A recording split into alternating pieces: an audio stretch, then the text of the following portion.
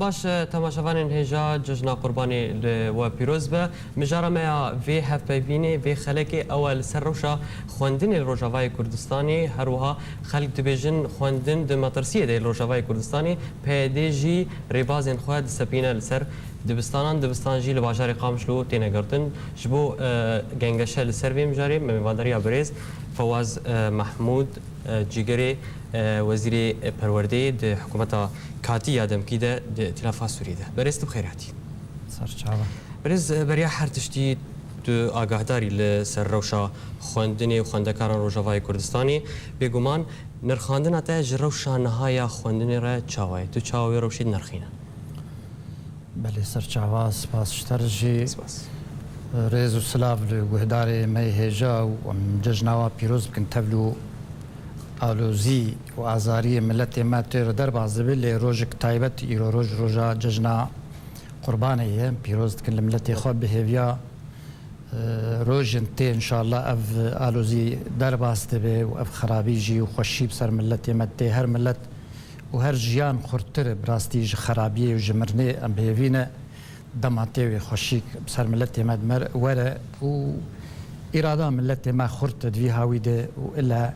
وهفدو بكرة وأنجامك بجيوارين أم بهيفينا براستي يعني دي مسألة پروردهية دي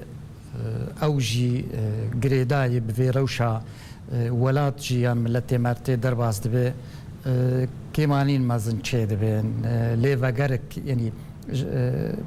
وگرک جخواندنه یا کمبونا خلک دخوینن یان دفجی بردانا خواندنه یان گرتنا دبستانا او جی اشکی پرمزن جبر وکم دناسین یعنی ملت پیوانا پیشکتونا وات پیوان کرن وکل دنیا به مسئله خواندنه به مسئله زانستیه به مسئله چه هجمار خواندوانا چه هجمار خواندوان دوار بلند جامعات يعني قش بيوان أبانا إيرورو وكأزد بينهم وكالبر شعبا والبر دستاجي براستي أو هجمار قال لك كيم دبي وأفجي زنقلي ترسيك مازن جملتي مرة أم تيخوستن أم تفد سراوستن أم شاراجير ببينن أم لهف قداري بكن أو بروجه وسيستم تين دانين يعني بشاشتي أم دخوازن هنكي باندورك مازن لسر چه ببه و سر راست ببه باشه بری امان سر مجارا ریباز و ریبازین پیده گل سر دبستانان سپاندیه بریان هاجی مهاد دوان ده بگومان دوی سالی ده جارگدن سردان هریما کردستانی کریه نها سردان تجبو هریما کردستانی چی؟ بله او خوا یعنی بهتر سردانكي بو في ججني براسي كفلتي من لفرلي بهتر انا بروجيك بر جرينج دبال عمدي جاري تشوني ازهاتبو مجبونا او وك معهد كي ما خصت ام فكن او هين شارع سر نبوي وزي صاحب دويدا مجي براستي جبونا خواندنا وك يعني اداره اعمال جيرد بيجين يعني شاغ كيويل دهو كي فب بنابري ما برن خوندوان بر انا جي براستي دواري كوليج يانجي بيمانجه بله كوليج يانجي بيمانجه معهد كوليج بله كوليج او دبي شاغك يك عين تابع على اساس ويفب ما خصت ام شاغاويجي لبدا چمكي هرما ماي كردي نا آزاد بتمامي براستي نا وقتي وتنو نا آزاد وريجيم هيو مترسي هيو او كسي يعني بيشجرياوي بكن وقبول نكن وروشا هي هذا دواء ناجي مزلا خوندني ما بحث كر خوندن بحاجتي خلك كي بي جريدان نابرا هرما كردستان ونابرا في هجر بيجن هبندية نشتمانية يعني ائتلاف وطني بفكرن دريه آلیکاریه دریا و آلیکاریه دولتين هنن بيشجريه دكن رخصتون هنه منظمات او دخوازن يعني وقت دولتي أوروبية از تيد دقيم يرورو پشگیریا وی مسئله خوشک دکن ام کاربن یعنی دریاج خرجی وکن بحر کیماد ناوی بحر لازم بخورتی سروی کی کارد کن ام سروی یکی وزو خوازم سروی دزگهین هاتنا خوشی دوی مجاری دبراستی از بخبتم و ام هنکی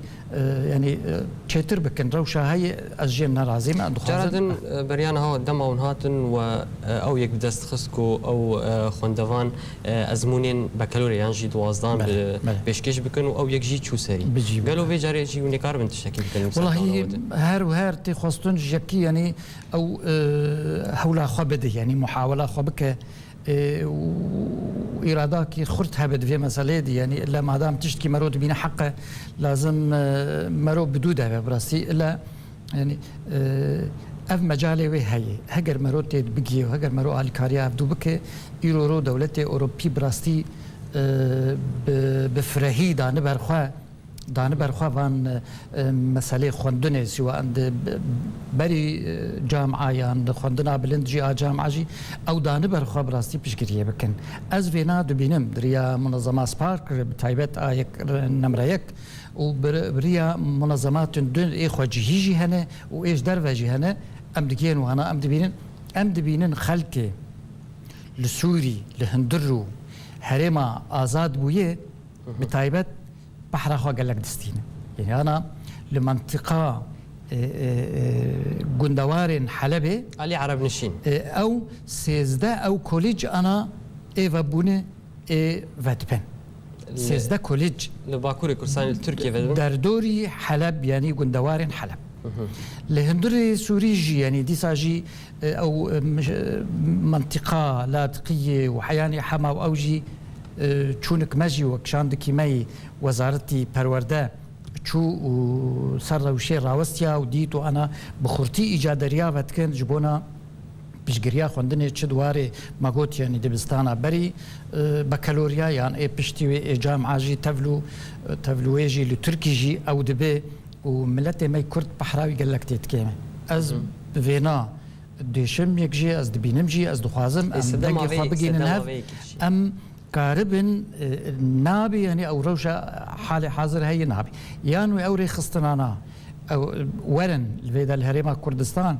وبنا بريمان راه جنوا وخندنا وبخورتي ام باندورا خبدن ام غازني خبكن ام دنگي خبگينن يعني نابي يعني خلكانا راست روشا ابوري وهي وخلك يعني محتاج شغل واون بس خورت وجنج ودرش خندنه وبتشوك ومازن دفجي بردن براستي يعني اب خرابيك مازنه جهمي خرابتره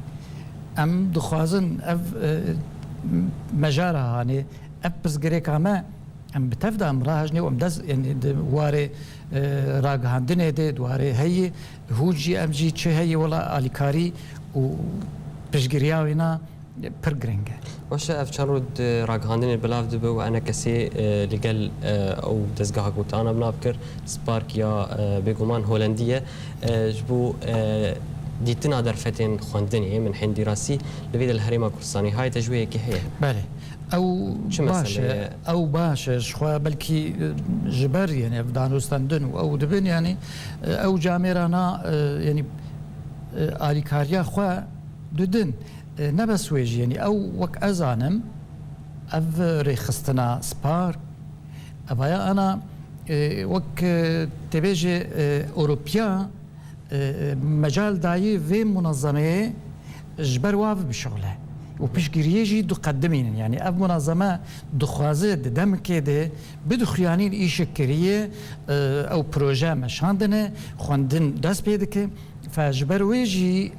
او آماده يجبو آليكاريه لد حالي ولودي يعني هي جاي يعني او تيكلي وباونديا مروجي لقلوانا خرت به تكارب بحر خويان زيده بك كيم بكيان تشقازي جهات بون تي خوستن يعني ام في وارد كمان يا مهنه اند خوازن وين كي خرتر بكن تش الجام ما يعني وك حكومتي كاتي تش بهترتي خوستن جاف ممثليا انجمنا ميل فيدجي وبانجمنا جي بهندامي خوجي ود او نوينري ما ائتلاف ده او قش دوام بهفر بالشغلن في وارده ام كاربه باشه هنکی وی فداکی تشتک جوی که بدست وی خوندوان از دبینم فداوی وی هبه دست پی بویه اف مسئله سال یانجی سال بی والله دست بي ذكي يعني انا باي صار انك منحات وك الي كاري تشيبون الفرجي الويدجي علمي ما يعني تكرن هر وقت كي هجمارك يج منحات جارنا كيم جارنا دماداوي ده منحا كتنا بدستيما ما هوالي مي يكتيا خوندوانا مع علمي وانا كر ما جو خيوج مر او جيهون جي دناوا ريكن لازم بحرامات يدي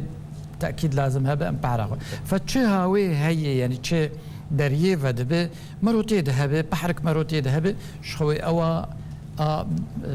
باش به باش ایسال ربازی کو ائتلاف درخستن چاوانه ربازی نو که برینی یا نا او رباز چاوان بله اما وك سيستما خندني او منهاجانا هر وهر اون او منهاجانا تشناب بين جوهرتن براستي كمنهاج افجالي كده منهاج جبر اي نظام ام دبيجن اي نظام نا اي نظام او منهاجانا اي دولت كنه او دولتايا او دزگه وي خندني او دزگه بلند وسكن وراوستيان سر دو اليكاري بوان رخصتني ناف دولتي يعني وك يونيسيف يعني يونسكو او رخصتنا هر هي تعف ديريا واناجي ليه هي يعني او إشي دبن تعف ديريا وا ديه دبن نارينا واده يعني شواد بشاشتي هبن او هبن نقبول كرنه ایسال وا شاندنه تشک شاندنه ما براستي ایسال هنك بيوندي لقر واري خصتني عالي كاريه دكن بو خندنه او خرتره حكومات بريوي وقباري هبون وكارب بك ايصالتنا فبلكي شي تربجي او ريخصتني ناف دولتي هنا تين بيونديها وتكليه دكن بو تشاوا وراهجن في باري وبار قال لك جراني يعني انا نزيكا يعني سياسة حزار خندوان لتركيا جمعية الفادبستانا زيدي بلكي سياسة مدرسة من جارة جدن من نابرك بسين جارة جدن لتابد جرا بلي تماشوان هيجا نابرك كرد جارة جدن لوافد جرا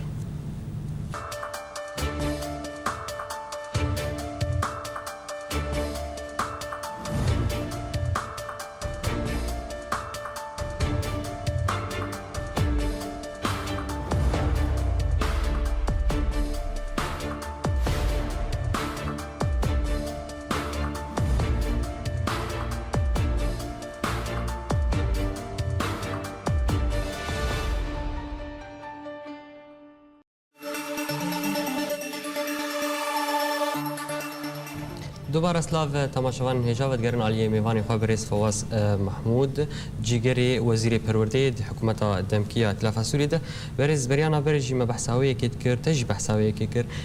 بحریانجی او پشکا کردان جوان من حی دراسی جوان تشتگو ائتلاف پشکیش که گله کی کیمه تخوازن ناز بکن صدام اوی کی چیه براستی بله شخو ما نشان دا یک جه یعنی او هف گریدانا ما بوي هف بنديه ديان كواليسيوني دي وقت وتن او هف جريدان جهن كي ضعيف بتايبت مثلا هرما كردستان او بريد ام دخوازن وي خلك جهه قرم كارب هنكي خرتر بكن يعني پیدا بكن اويك دو براستي او هري جرنجه يعني او هرما كردي يا برچعوا انه كانتونه يعني كرت دنه براسي بشويه كي دي ريجيم شي تدايه يعني مثلا انا بيجي حسن شاقه مش لو دردوري بينا ريجيم هي فجبر في اف ريخستونه اليكاريه يعني كواليسيون نكاروي هف جريدانه تشيك تفلويجي مخصتي انا من او محاولات كريه وبسر كفجي حتى جبو ويجي او هرما ماي كردي الا هنك نويناري ما هبن ام هنك نويناري خو بيدا بكن ام هاف جريدانا تشيكن بوان جبونا هجر يعني تشم مجالي اليكاريه يعني برجوانديا ما فيدت هبن امكن از خوازم بيجم يعني او هرم ماي كردي ايرورو مجال نداي واليكاريه مخابن يعني مجال واليكاريه نداي جبر اليكتنيه سبارتي خواه مثلا ريفبريه جبر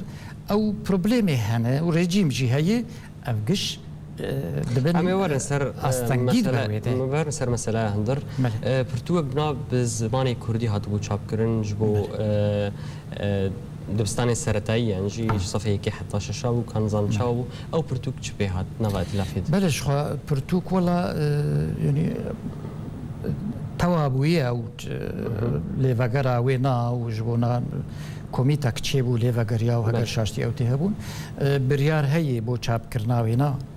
لێ بریار لە جەمە وەک وەزارەت هین چێ نەبووی و ئەو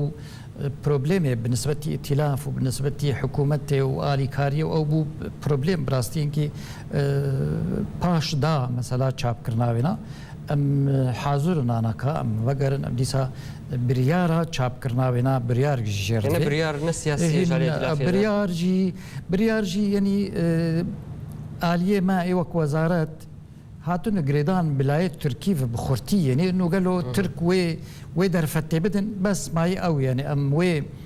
ڕحنایە شین ینی بستین ژ تورکان و نەغەمە کتێبایە ئە پرتوکایە بەلا دوی واری دمایە دەبێژم وێ بسەرکەوت تورک بەرێژی لە هەنوک دبستانە زمانی کوردی ینی تێ پەروەردەکردن تێ فێرکردن لەبەر وێ مایی لە وێ ببژی لە انشاءالله دەمەکە نزیک ئەم وێژی بژیبینن باشە ئەمە وەرە سەر ڕەوشە هەندر یا خوێندنی بتایبەت نەها پێدی پارتیایەکیتیە دموقراتیک پێدی کوڕێڤەبەریا خۆسەر بسەرڤەیە ئەو منها جوورێ بازین خوا دسەپینە لەسەر خەلکی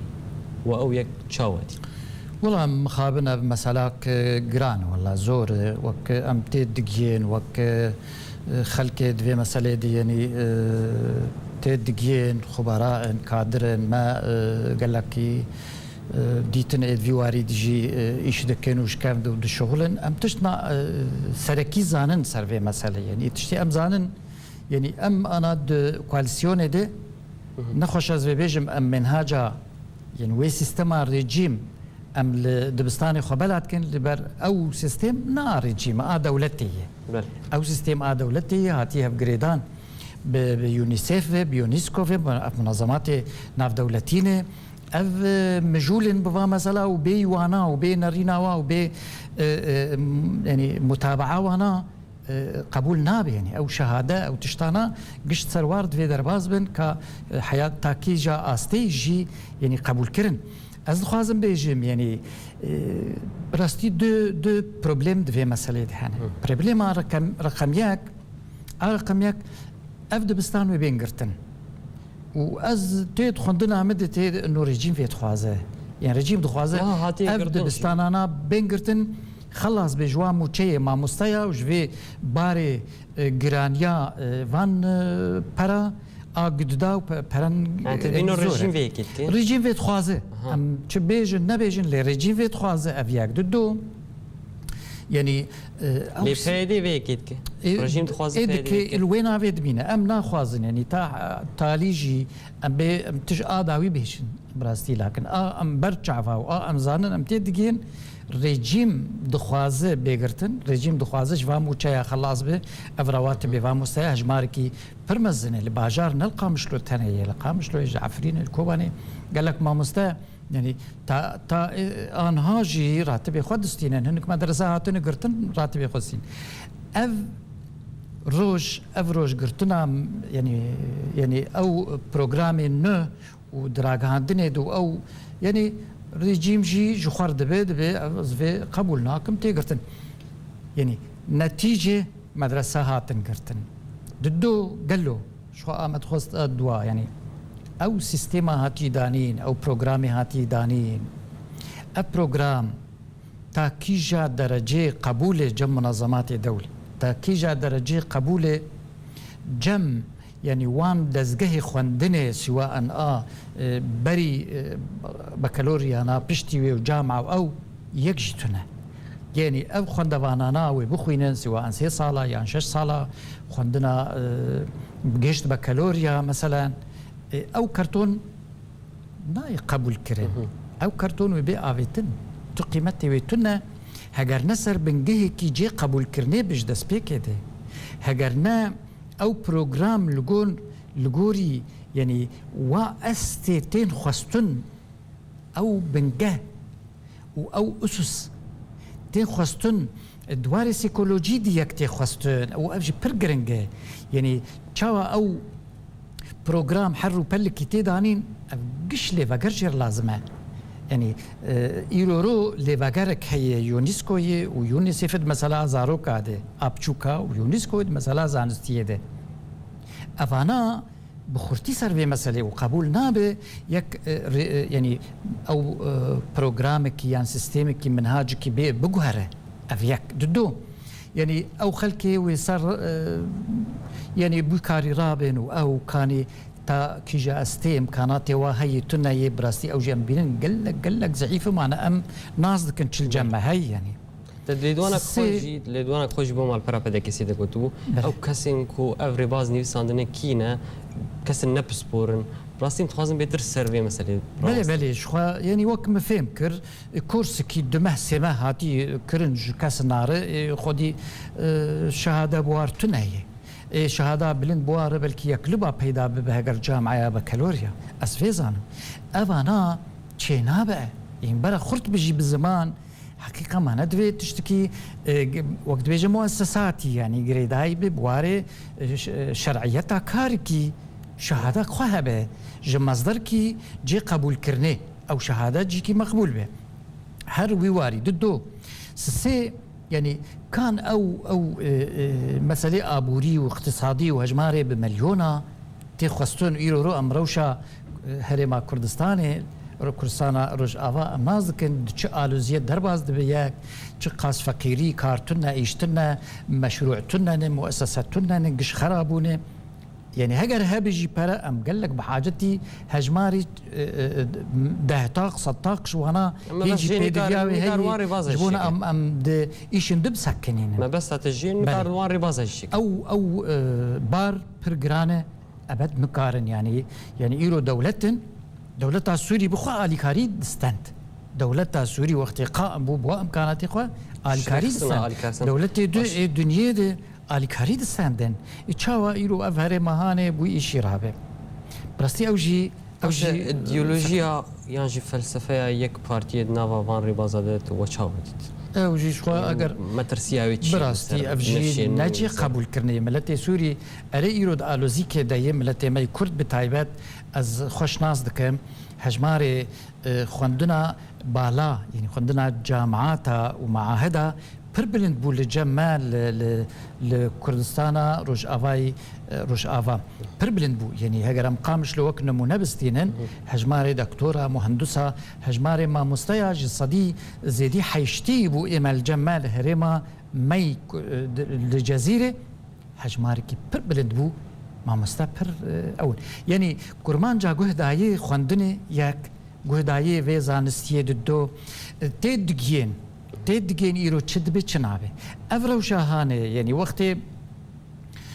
دما بربو خلكي ناراضي بونا خوا وصورة بشار وصورة باويوي وصورة پر جي ناراضي بونيه ايرو ديسا يعني ديسا او بازار يعني صورات واديولوجيا بارتيكي قبول نابه برپرسه که کیتیا خوندوانا دبیجه پهدید خوازه خلکی یان جوان زاروکان دوری خوندنی ببه دو خوازه برو چک و سلاح ببشه اون چی دبیجن سروی والله يرو يعني تشتي استاغياي دي استاغشتي امكارم بيج پنابر روبرو بهتر بويه زياده تربويه او الوزيه مساله ريفابريه يعني مساله او لكاريه وامني وطرس او بر كيم نبويه مساله ابوري ومساله ايش وشغل ودار معيشات